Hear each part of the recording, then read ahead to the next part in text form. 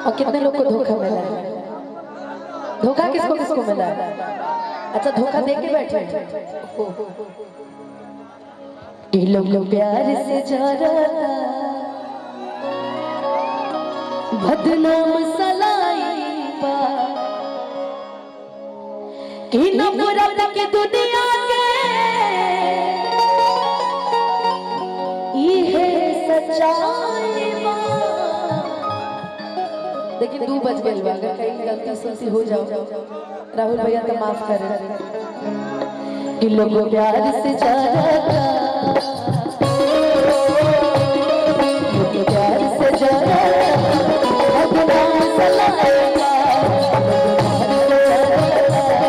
बदनाम सलाएगा। नफरत की दुनिया में ये सच्चाई बा, नफरत की दुनिया में ये सच्चाई बा। मैं चाहूँगी मुस्कान जी, अलीशा जी आ जाइए मंच और सोना जी को। लोग प्यार से ज्यादा, लोग प्यार से ज्यादा बदनाम सलाएगा।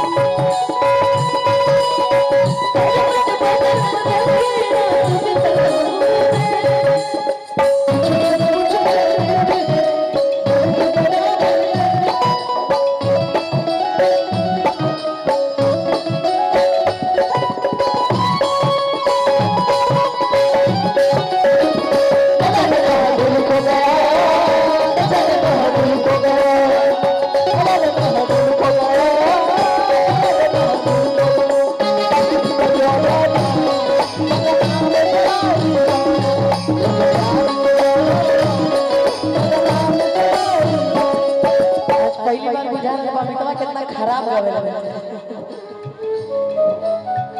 लेकिन कहे के बाय जिंदगी में बसता हदा फूलों के रात रही,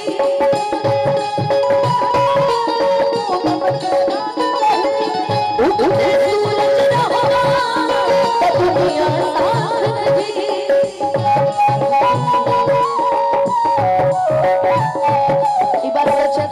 जब तक उगता हुआ सूरज रहता है तब तक आदमी की बड़ी इज्जत होती है।